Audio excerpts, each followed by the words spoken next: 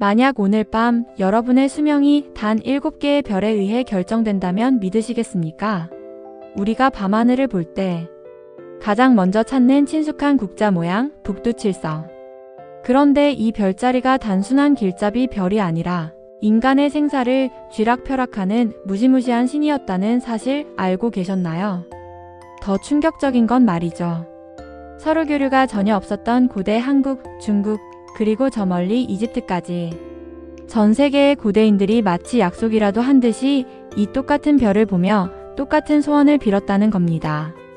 도대체 저 하늘에 떠있는 국자 모양 별에 무슨 비밀이 숨겨져 있길래 인류는 수천 년 동안 이 별을 숭배해 왔던 걸까요?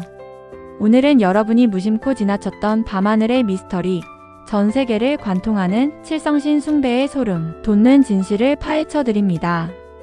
오늘 영상을 끝까지 보신다면 앞으로 밤하늘을 볼 때마다 등골이 서늘해지는 경험을 하게 되실 겁니다.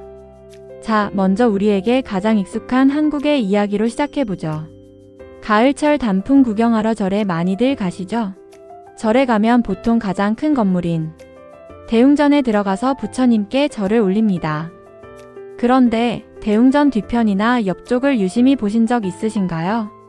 거기엔 꼭 작고 아담한 건물 하나가 숨어 있습니다. 현판에는 삼성각 또는 칠성각이라고 쓰여 있죠. 이게 정말 미스터리한 공간입니다. 불교의 사찰인데 그 안을 들여다보면 부처님이 아니라 웬 하얀 수염을 길게 늘어뜨린 할아버지들이 그려져 있거든요. 이 할아버지들 불교의 신이 아닙니다. 바로 도교와 민속신앙에서 모시는 칠성신, 즉 북두칠성을 의인화한 신들입니다. 아니, 불교절에 왜 다른 종교의 신이 쇠빵살이를 하고 있는 걸까요? 사실 불교가 한반도에 들어오기 훨씬 전부터 우리 조상님들은 북두칠성을 끔찍이도 아꼈습니다. 밤하늘의 중심에서 시계 바늘처럼 회전하며 계절과 시간을 알려주는 이 별이 세상의 질서를 잡는다고 믿었거든요. 특히 우리 할머니들이 장독대에 정화수 한 그릇 떠놓고 비나이다, 비나이다, 칠성님께 비나이다 하던 그 대상이 바로 이 별입니다. 여기서 중요한 포인트. 칠성신은 인간의 수명과 재물, 그리고 자손을 관장한다고 믿어졌습니다. 이 믿음이 얼마나 강력했냐면요. 옛날 사람들은 태어나서 죽을 때까지 북두칠성만 바라봤다고 해도 과언이 아닙니다. 아이를 점지해달라고 빌 때도 칠성님, 아이가 건강하게 자라게 해달라고 빌 때도 칠성님이었죠. 심지어 죽어서 관에 들어갈 때도 시신이 눕는 관, 바닥에 북두칠성 모양으로 구멍을 뚫은 칠성판을 깔았습니다. 내가 죽으면 내 영혼이 저 북두칠성으로 돌아가게 해주세요 라는 간절한 염원이었죠. 불교 입장에서는 민중들이 너무나도 강력하게 믿고 있는 이 토속 신앙을 무시할 수가 없었던 겁니다. 그래서 파격적으로 절 안에 칠성각을 지어주고 그래, 여기서도 빌어라라고 허락해준 것이죠. 이것이 바로 한국 불교에만 있는 독특한 종교 융합의 현장입니다. 그럼 이웃나라 중국은 어땠을까요? 중국은 스케일이 좀 더 큽니다. 아예 하늘을 거대한 정부기관으로 생각했어요. 중국 도교에서는 하늘의 별들이 인간의 운명을 관리하는 공무원이라고 봤는데 여기서 아주 재미있는 대결 구도가 나옵니다. 바로 남쪽 하늘의 남두육성과 북쪽 하늘의 북두칠성입니다. 남두주생, 북두주사. 이 말인즉슨 남두육성은 생명을 기록하고 북두칠성은 죽음을 기록한다는 뜻입니다.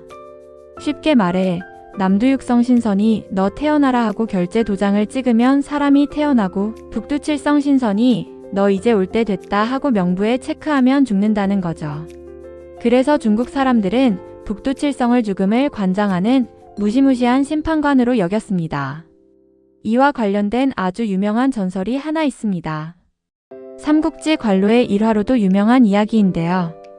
옛날에 안초라는 소년이 있었는데 유명한 점쟁이가 이 소년을 딱 보더니 혀를 차면서 말합니다.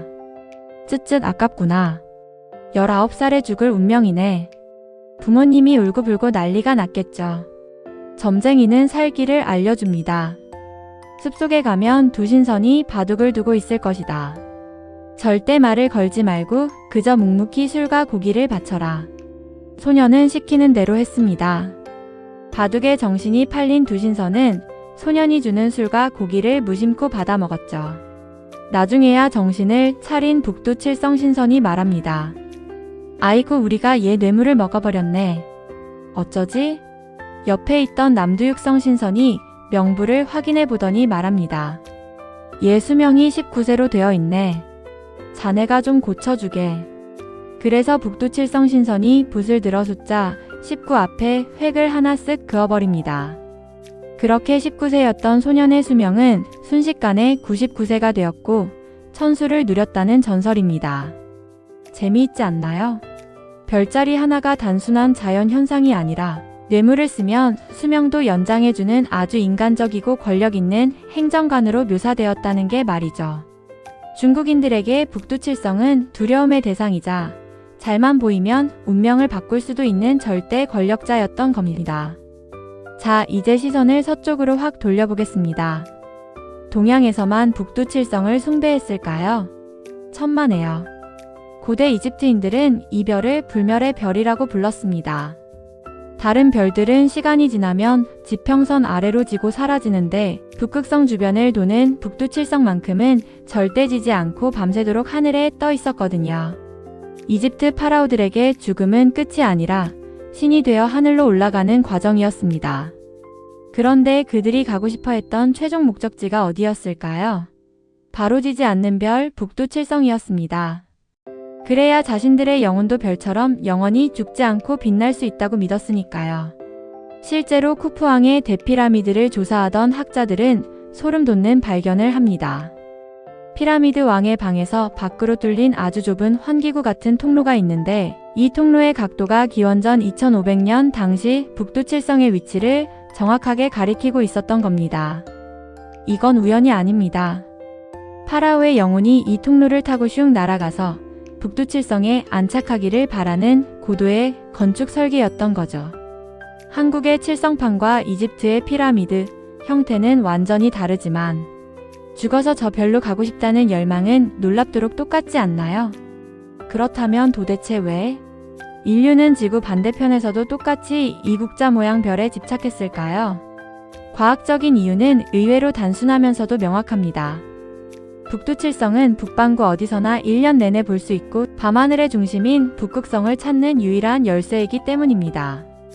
고대인들에게 밤하늘은 시계이자 달력이었고 나침반이었습니다.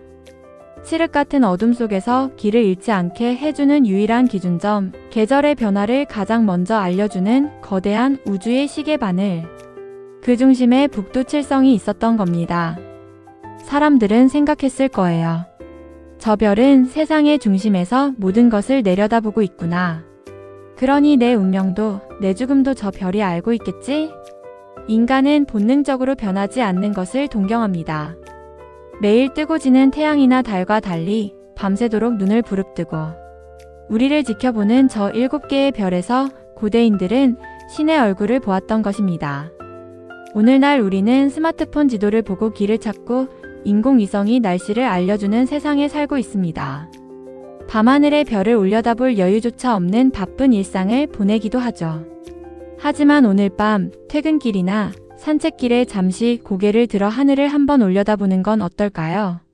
수천 년 전 장독대 앞에서 물 한 그릇 떠놓고 가족의 안녕을 빌던 우리 할머니의 간절함. 거대한 피라미드를 지으며 영생을 꿈꾸던 이집트 파라오의 열망. 그 모든 인간의 역사를 묵묵히 지켜봐온 북두칠성이 여전히 그 자리에서 여러분을 비추고 있을 테니까요. 오늘 이야기 흥미로우셨나요?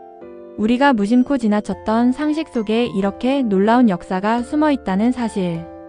혹시 여러분이 알고 있는 또 다른 별자리 전설이 있다면 댓글로 남겨주세요. 여러분의 소중한 댓글이 제 수명을 늘려줄지도 모릅니다.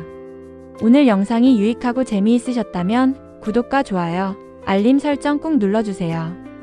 다음 시간에도 여러분의 뇌를 섹시하게 만들어줄 더 흥미진진한 이야기로 돌아오겠습니다. 감사합니다.